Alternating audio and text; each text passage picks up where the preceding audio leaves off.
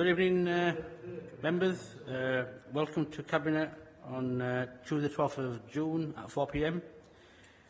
I've got apologies from Councillor Erin Hill, who's on maternity leave, Councillor Cathy Scott, who's on sick leave. I think everybody else is here, aren't they? Yeah, thanks a lot. Minutes of previous meeting, 17th of April 2018. Are they correct record? Great, thank you. Any interest? No, thank you. Admission of the public. We've got no public. We've got a councillor here, Mohan Sokol. Welcome, Mohan. And we've got Alan, our PR officer. Any deputations or petitions? No deputations. Any petitions, members? None.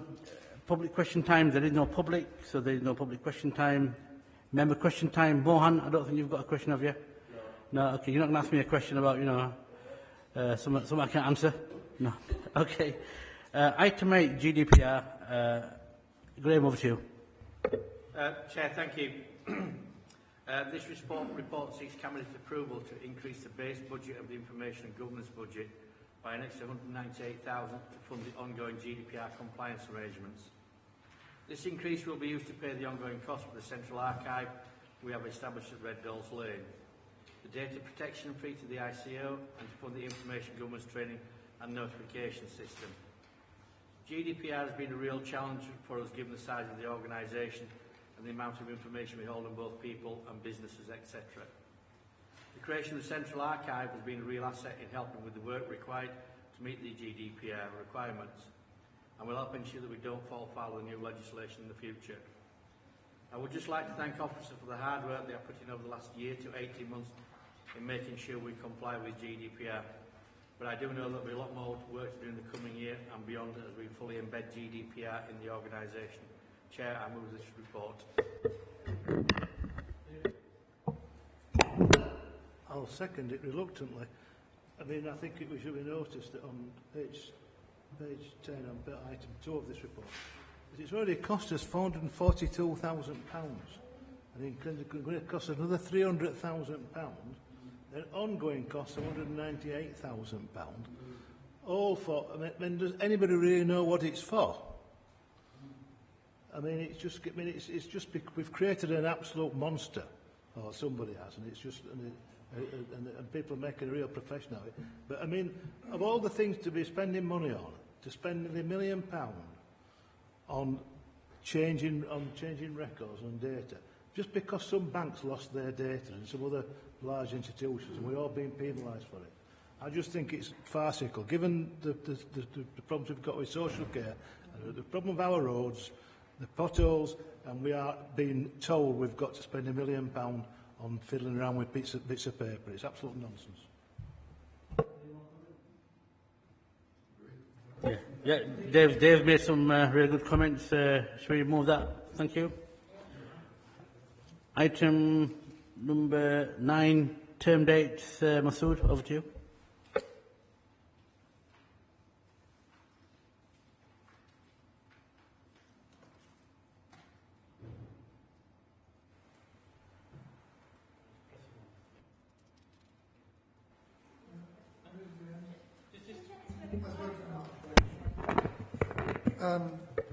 Thank you, Chair. The report is for members to approve the term dates for the academic year 2019-2020. The dates proposed meet the required number of school dates as in statutory regulation.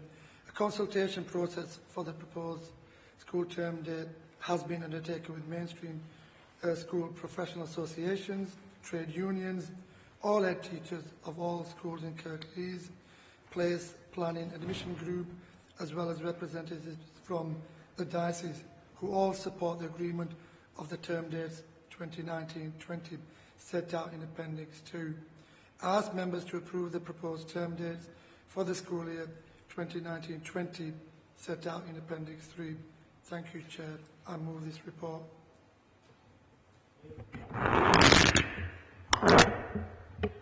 Thank you, Chair. I'll second this. It's nice to see that the majority of our neighbouring councils have the same term dates, but more importantly, for our schools to have the same term dates for each school, because that must be a huge help to families with children at different schools. Thank you. All in favour of that report? Thank you. Item 10, I'll quickly go through this. It's not the financial quarter reporting, it's actually just the corporate performance quarter 4, so just need to amend that on the agenda. This is the 4th quarter reporting, members. Key issues are members' account, we're actually doing quite well, 83%. Homelessness, no surprises there, it's actually on an increase, but this is a national dilemma regarding national policy, the government's failure on making sure that there's adequate houses to actually rehouse many of our residents. In terms of number of children with protection orders, they're going down from a figure of 496. It's gone down to 356, but there's still quite a lot of work to do around children's services, which members know quite well. And in terms of the social care caseload, that proves a big demand and a big pressure on us. But again, this is on the back of the massive crisis and demand pressures around adult social care. If any members got any comments, I'm happy to take them. Otherwise, can I have a seconder and we'll move forward. Thank you.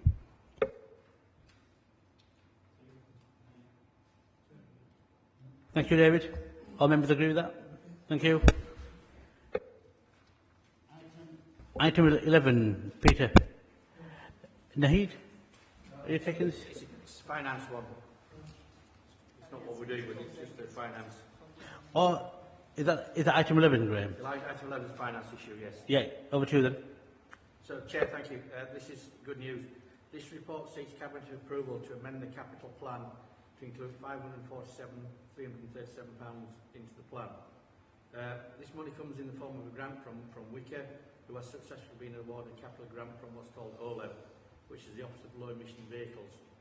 This is to install electric and hybrid vehicle charging points in suitable car parks and public spaces within Kirklees. This money will provide approximately 17 charging points across the authority. However, until sites are identified and details costs and calculated, we can't be exactly sure how many points we will be able to provide.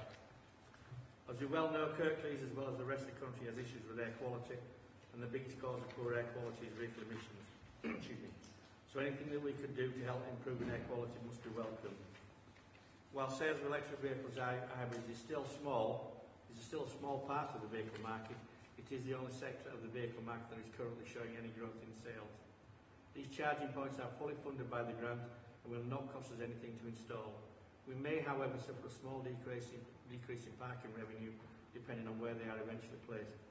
Chair, I welcome this report and the funding from WICA and OLEV and ask Cabinet to accept offer recommendations 6.1 to 6.6 to page 53 of today's agenda.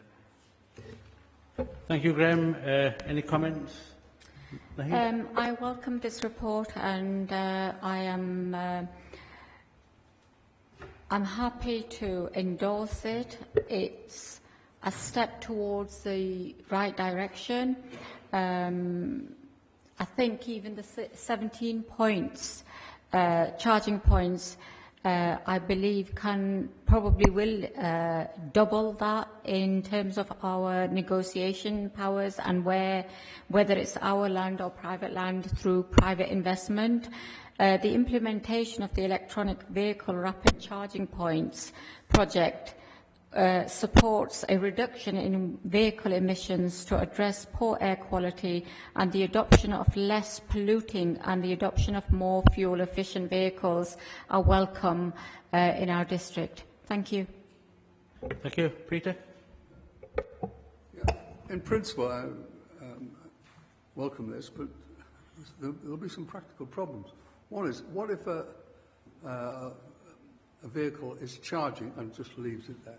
We've got to have a policy to ensure that they're in and out reasonably quickly, because there is a real danger. Apparently, there's some previous experience showing that this sort of problem does occur. It certainly has occurred in York. I think there's another issue. It's an expensive way of achieving our objective. 17 points will cost us about $34,000 a year. It's a lot of money. to be subsidising what really is in effect of a private, vehicle that is charging up. That's the reality of the situation. If I wanted to achieve clean air, I would want to get a lot more bang for my buck for £34,000 and all this money for the capital investment. Can I come back? I understand where Councillor McBride's coming from, but I do believe that every initiative is welcome in this area. It is costing us nothing. It is government funding, and we are taking our share. And we will be using 3 bays per station, which will alleviate some of the congestion being alluded to. And I'm hoping that private investment will enable us to make savings and increase the number of points. We need to move ahead, ensuring that we take on board every initiative that will enable to cut the emissions and hence pollution. Thank you. Okay, any more comments? So can we approve that report? Okay, thank you. Thank you, members. You are all now excused to go and do whatever you need to do. Thank you.